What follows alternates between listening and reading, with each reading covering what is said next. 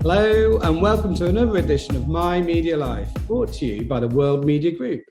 My name is Arif Durrani, and in each edition we speak to an interesting leader from the worlds of media and marketing to find out a little bit about their career path, any advice they have for those starting out today, the media they find inspiring, and much more besides. So do stay tuned. Now today we have a real treat. We have a Chief Creative Officer from Asia Pacific, Natalie Lam, Chief Creative Officer at Publicis Groupe across Asia Pacific and Middle East and Africa, joins us. Natalie, many thanks for joining us today. Well, thanks for inviting. I mean, tell us a little bit about your remit, because it sounds huge. It sounds like you're straddling half a world there creatively for Publicis Groupe, which is one of the biggest marketing groups in the world. So tell us about the setup. Yeah, so it is a huge region, a few different continents, and many places that I haven't really been to because of COVID. So essentially, we're operating as a group, right? So we focus on 4 areas: creative, data, tech, and media. And then obviously there's different agencies.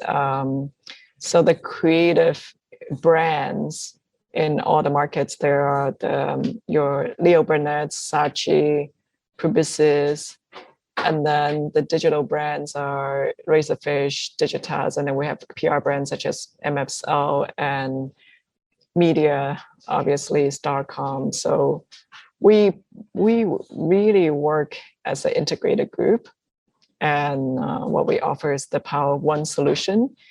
And my specific focus, since a little bit more than a year ago, I start with creative. I mean, obviously the end goal is we have a integrated offering that combines all 4 areas, right? But right now my focus is starting with all the creative agencies and the creative community of 3,000 plus people with creative in their title from all the different agencies and, all the different markets.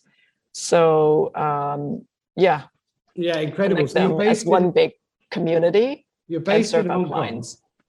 Yes. Sorry, yeah. So you're based in Hong Kong, just setting the context for people. So there's all of those well-known and well-respected agencies with so many people with creative in their job title, like you say.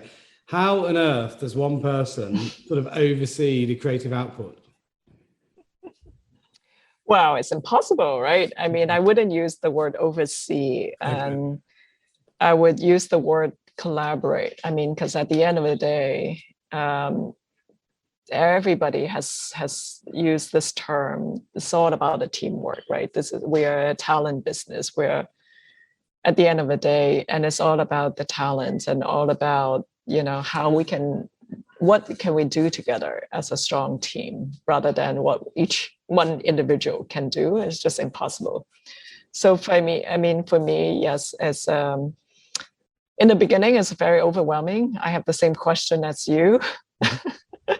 And then at the end of the day, after a while, I just realized there's common themes, right? So, in all the markets, having strong creative teams, having strong sort of specialists, right? Your classic copy art. Now, I also think that we're in a digital age. So like in my eyes, integrated talent is critical, as well as craft, design and craft talent. So I think at the end of the day, it's about whether in all the markets and all the teams, do we have the right setup? Do we have the right teams with the right skill sets and with the right sort of specialties set up? And then if the market has the right people set up, great, then they can just be really operating on their own without a lot of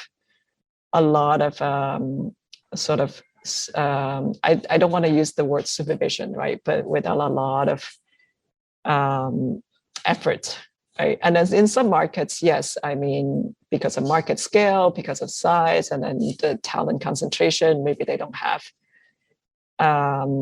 some specialists and whatnot, then this is where my role comes in, right? I can I can really leverage the network and leverage the community to say, hey, if you need for example, a designer, a really, really amazing designer, you don't have one in your market, then there's, your neighbors has someone like that. So we can connect you and help you out. So I think my role it's a lot about being a connector, mm-hmm.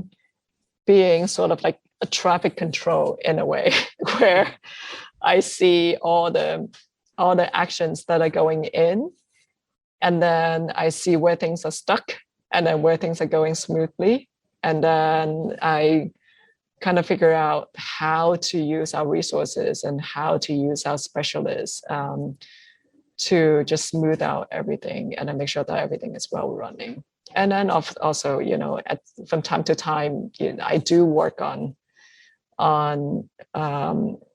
projects and then lead clients and brands myself. So then that's where I go really deep with the local teams, and then also connect with the local clients to elevate the output and then to broaden the thinking and then all that good classic creative stuff. Yeah. Yeah. So you still get time to do that, do you sometimes? Oh yeah, absolutely. I have to. Actually, it's good or bad, right? The teams I work very, very closely with, I don't give up until the last detail is taken care of. Yeah, okay, it makes sense. That's great. Thank you for that overview. It's really interesting. Now, what does the media industry mean to you? It's really interesting because when I first saw this question, I was like, what does media mean, right? I mean, in the advertising world, media agencies, that's one very, very specific thing. But then the media world with brands and publishers, that's a very, very different thing. So I think if your question is about, the media world, such as the New York Times, the Guardians, out there, I think it means a lot. It means everything because even though I've been in Hong Kong for a year plus, I still go check out New York Times. It's still my go-to to sort of get like a more balanced perspective in the world. And then, absolutely. We purposely didn't define that first question because we think it's interesting how people interpret it. I mean, obviously some agencies will see it as media agencies. Some people will see it as an editorial question. Mm-hmm. But yeah, so for you in your career, the media, I imagine, has been the interface where your creative work meets the consumer. Yeah, and I guess now everything is a media, right? If you look at it in a very broad sense, all of us are walking medias. And social media, so it depends on who's behind it, I guess, and then who's the ultimate, sort of like on the consumption end of it. It's a really interesting question. Okay, what's one piece of advice that has helped in your career, would you say? Oh, there's so many, but I think one thing that I got early on, and I was pretty surprised, is listen well. And I'm glad that I got that in very, very early because I was just starting, and then I was always wondering how come, when did my work get recognized, and then when would it not, right? And then it doesn't seem like there was a rhyme or reason.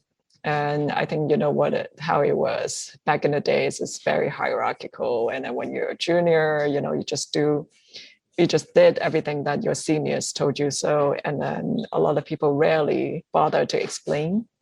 And then as juniors, where a lot of times we try everything and then we cross our fingers and then hope something would work.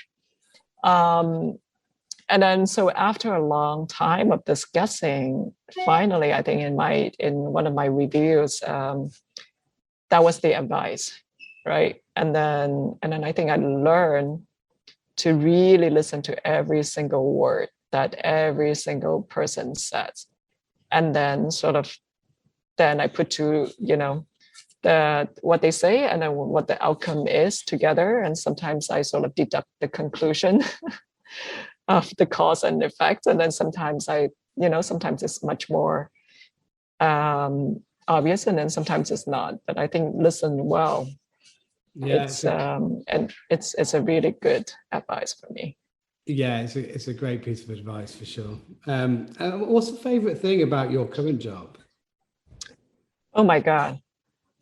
I always tell people that this is cultural tourism. So every single market is so different, so diverse. Every team is so different. The personalities are different. I mean, I think that's the first word I use in describing my experience. I mean, you can basically travel around the world just by being on Teams calls. So I think, and we in the past 2 years, we excelled at making a lot out of nothing, and just by standing in front of a computer, doing Zoom or Teams calls. So every time I talk to a team from a different market, I learn something new. Right? I learn a little bit more about the culture. Obviously, it's not the same as actually being there, right? I mean, being there is so much more multidimensional, but just a little bit that I'm talking to people and then observing them, their mannerisms, their little jokes, and then habits and whatnot, their expressions, all of that, I learn a lot, and endless things to learn, I mean, I think right now I'm only learning probably the top 10 sort of like cliche things that tourists know about each market that I haven't been to yet. So a lot more. Yeah. So it's just fascinating. Yeah. Give us some of your favorite insights into different markets. So is there anything you've learned locally recently, which is, like you say, maybe a cliche, but you found to be true, or any sort of interesting oh my God. insight which has surprised you? I think let's start with India. Mm-hmm.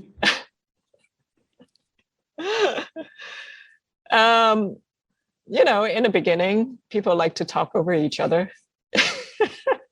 And they're so good in every meeting. They are, I think I learned somewhere that your own name is the sweetest sound in the world.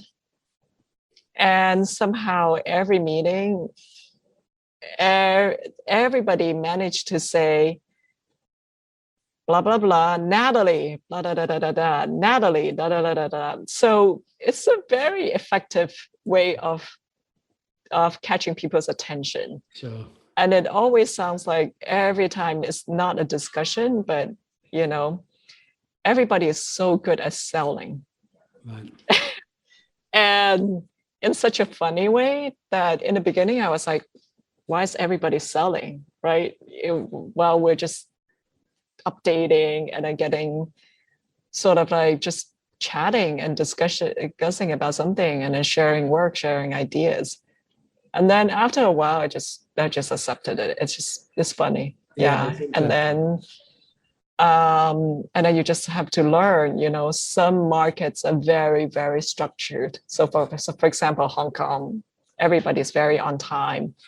Everybody pride themselves in terms of, doing everything perfectly, right? In some other markets, people are just much more laid back, and then, you need to give a little bit of room of surprise. And then even though this is the plan, maybe 20% of the time, there's nice little surprises. And that's just how it is. That's just how how things flow. So yeah, it's really interesting. Do you think these cultural nuances ever sort of manifest themselves in the creative work? Oh yeah, absolutely. I mean, I think everybody know that classic Thai commercials are always like, there's no logic, but somehow it works. And then, sorry, just explain what you mean by that for people elsewhere. Oh, okay. So for people who haven't seen a Thai commercial, they're also always very funny, very deadpan. I mean, I'm just generalizing. Sure. And it's always, you don't never know how long it is. It's like sometimes it can be 10 minutes, sometimes it can be 4 minutes, sometimes it can be 3, and then sort of like your sometimes Western sort of rules of thumbs of, oh, okay, for first 3 seconds you must have the brand, right, so people can recognize it, and then no longer than 30 seconds or 90 seconds and whatnot, because people don't have the attention span. In some markets, it doesn't work that way. Mm-hmm. Yeah. A lot of things are just, I think, reflects the local culture, right? People like to be entertained. People like to get together as a group and then, sing, dance, laugh, watch something together. So there's a lot of things where it's quite amusing, if you're the first time come in contact with these, and if you're used to a certain standard, certain way of looking at the world. Yeah. So in the beginning, I was kind of expecting whenever we do work reviews, right, like a certain type of solutions for certain brands, and these are global brands. But then just the amazing way that the teams interpret them in the local flavors, and it works. It just it's quite incredible. Yeah. Thank you. It's really interesting insight. Now, what advice would you give to people starting a media or marketing career today? Oh, okay. I think they're extremely blessed, yet extremely challenged. Blessed is because they have endless resources, influences, and sort of like tools at their disposal 24/7 on demand. Now, that's also a huge challenge because you don't have time to make your own decision. So how do you have a strong point of view and see things with clarity, and then make up your mind, what suits you and what doesn't suit you? So what's your voice? What's your thing? I think, again, I mean, like watching teens grow up in this age where everything is there for free, nonstop, making their own decisions and finding a grounding, I think it's a very, very difficult thing. Mm-hmm. I mean, back in the days when we didn't have any of these, actually limitations, I thought was quite helpful in having a focus and in making up your mind, your decisions, your choices. It's up to you rather than all the infinite availabilities, sort of like false signals out there. Yeah, right. Lots in there. And when it comes to you, what would you describe as your own personal, secret talent? Oh, I think I can make very complicated things pretty simple. Fantastic. So I think it ties into that advice of listen well. And so whenever there's a lot of conflicting opinions and sort of like going into different directions, I am pretty good at taking a step back and then prioritize and then look at what is the most important, start with that there, and then focus, and then set some kind of clarity. Yeah, rather than being overwhelmed. Yeah, that's a great secret talent to have in the industry you're in. The ability to simplify, amazing. Okay, and where do you get your daily news from? You mentioned the New York Times earlier. Do you still look to the US for inspiration, by the sounds of it? Oh, it's a mix. Mm-hmm. I mean, I would have to say, unfortunately nowadays everybody is stuck in an echo chamber. So my blend is New York Times, local news, a little bit of BBC, a little bit of what's all my friends and family sharing. So it's a little bit of a mashup. Yeah. So what do you get from the New York Times and the BBC? What is it? Is it sort of general news and knowing what's going on in the world? Is there are there specific things you turn to which help in your career? I'm just wondering, Yes, I think the headlines, absolutely headlines, because that's I would say, representing sort of the Western view. Okay.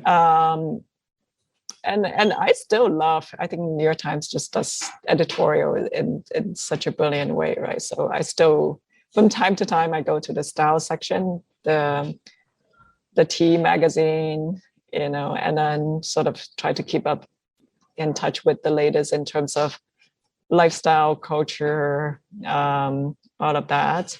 Mm-hmm. And then, with the BBC, obviously, it's a slightly more European way of looking at things and a non-US way of looking at things. And then, I mean, do you notice Hong Kong, the difference between the two? Oh yeah, absolutely, yeah. And the BBC, is that the website, or is it a TV channel, or? The website. I don't have a TV. Okay. Wow, you don't have a TV. Yeah. So where do you get your creative inspiration from, just out of interest? It's really everywhere. Mm-hmm. I think I find, because I'm such an observant person, so there's a lot of things from everywhere that triggers me. And I'm someone who would like to find sort of little anomalies in the world. So whether it's a little fun, habit of someone sitting next to me, a small joke, or, something that's just a bit amusing, in daily life, social media. Mm-hmm. My friends and family, my parents, my colleagues, or big world news. It's everywhere. It's really everywhere. Yeah. Work. Yeah. I'm definitely not all about the work, like getting only my inspirations in the so-called creative world proper. It's everywhere. Yeah, open to everything. Yeah. Okay. Yeah. Real life. And for me, life is short. You're here for 80 years. And there's so much inspirations all around, from people, from culture, from the physical world. Yeah. Mm-hmm. Mm-hmm. Which media brands are most important to you? And with this question, we were thinking about maybe lifestyle, maybe platform based, just how people would like to interpret that. I actually, the two most go-to, my two most go-to, absolutely, actually three channels. Let's talk New York Times, Instagram. Mm-hmm. Because I actually use Instagram as I follow a lot of inspirations. I mean, talking about inspiration. So, besides being a creative, I think about strategy, big pictures and whatnot. I'm also very, very obsessed about style, so about design, about fashion, culture. So I follow a lot of photographers, artists, and filmmakers and whatnot. So Instagram's that's the source for me. I also listen to a lot of podcasts. Okay. Yeah. And to get sound bites and little stories, news, a collection of different things. Right. Okay. And are they global podcasts, or do they tend to be localized, or? Yeah, global and local. Yeah. Okay. And any examples you can? I know our listeners, viewers like to, follow up. So if there's any recommendations you have of podcasts they should tune into. Yeah, absolutely. The New York Times Daily, which I'm sure most people listen to. I know lots of people in New York Times will be really happy with your plugs throughout the interview. They'll be very happy that it's such an. Oh my God, it's classy. It's classic. How are things generally in Hong Kong now? Sort of as a pandemic, we hope is sort of in retreat. Are things coming back to normal? Is it how it was? Are any significant differences still? Well, it depends on what you mean by normal, right? Oh, sure. So everything is contextual. So the difference between Hong Kong and I would say Asia and the Western world is people are so health conscious here. Mhm. So, they prioritize health over, I would say, the individual choices. Okay. So they're, in terms of the extreme measures of, in the Western lens, some of the habits that the Western world challenged, such as wearing mask, right? Basic things. Here is, it's welcome. If you don't wear a mask in the public, you're looked at as someone who can potentially endanger the crowd, the group, the community. Sure. So it's everybody's responsibility to take care of their surrounding as well as themselves. So with that, yeah, a lot of sort of like, I would say, sanitary measures, heightened awareness is very, very normal here. Mm-hmm. Because health is number one. I mean, if you're looking into the culture, right, food culture, everything, besides taste, there's always a benefit. If you eat a lot of this, then it's good for your this. If you eat too much of this, it's not good for your body and whatnot. Okay. So everything is equal parts taste and then equal parts what does it do for your health. So I think that's something where in a society, I mean, I was in New York in the first year of the pandemic, it's such a different society. So their individual freedom is absolutely important, right? And then people kind of tough it out. So what if you have a sort of like a flu-like symptom? Here, it's very different. Also, I mean, here it's everybody lives with 3 generations. Right. So your responsibility of not to get sick is much more important.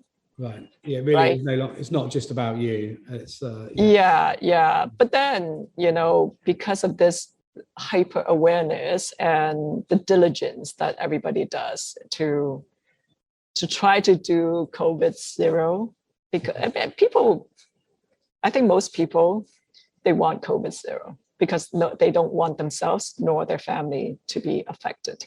Yeah. The rest of what Hong Kong does, eating, shopping,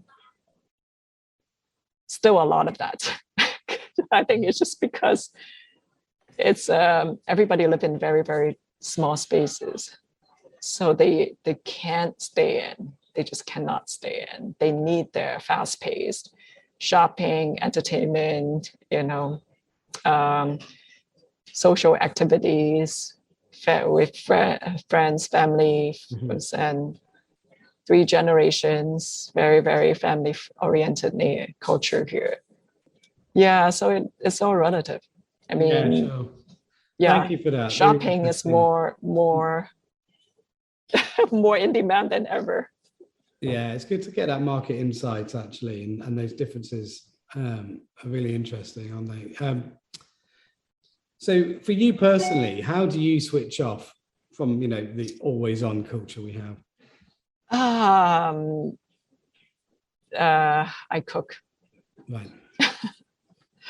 My little bits of time that I'm switching off from work is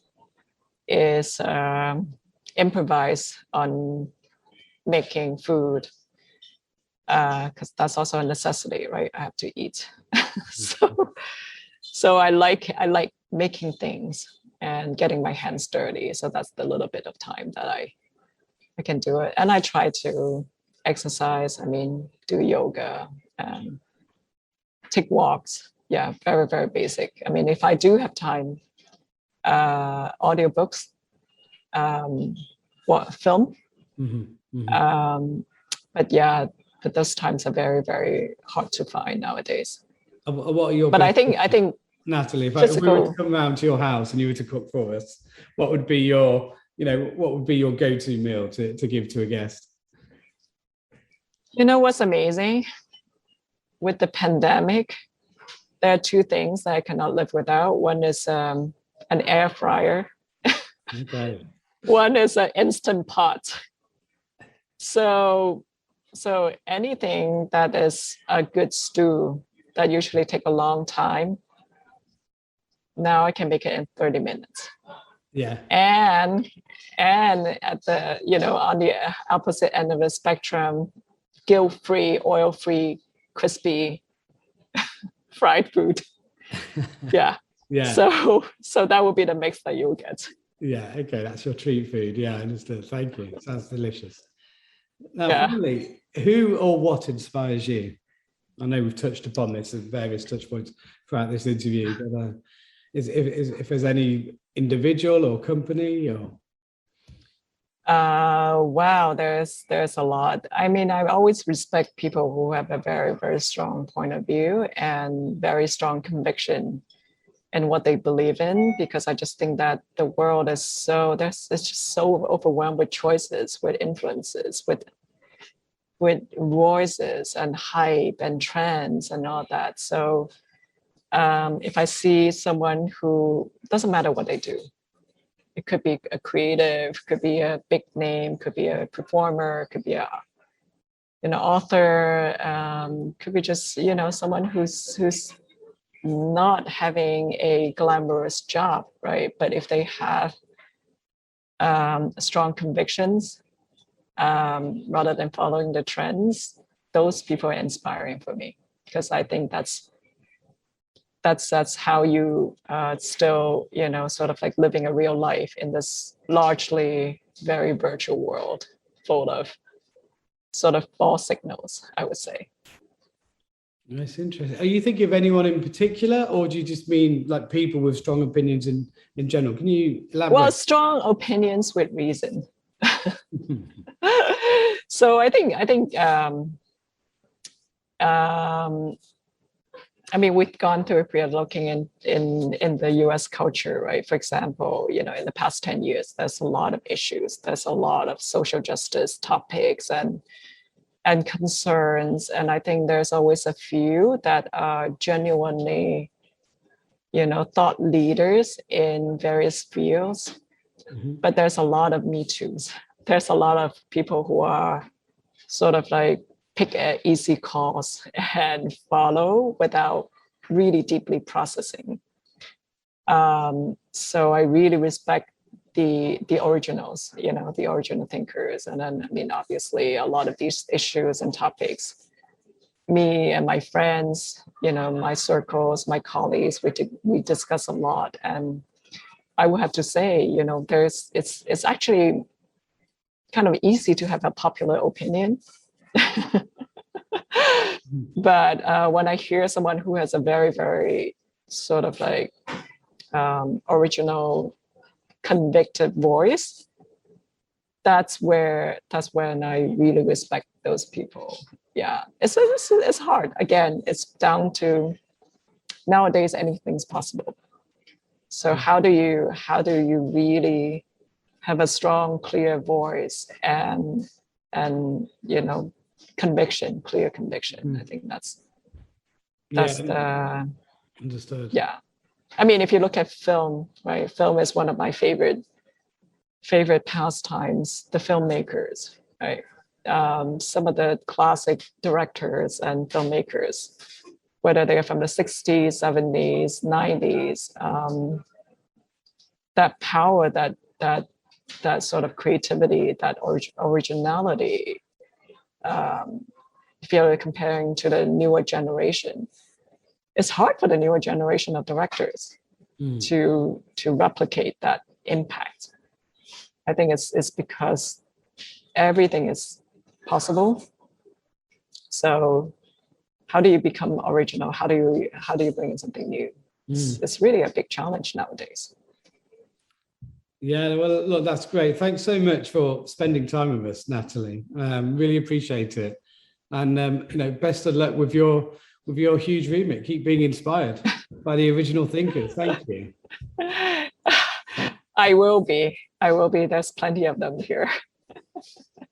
Thank you. This is a great pleasure. It's a fun chat. Thank you, Natalie. Some really interesting insights there into Hong Kong and India, and also what it's like to be a creative across such a big global network. I hope you guys found it interesting. To find out more about My Media Life or the World Media Group, do go online, worldmediagroup.com. And until the next time, do take care.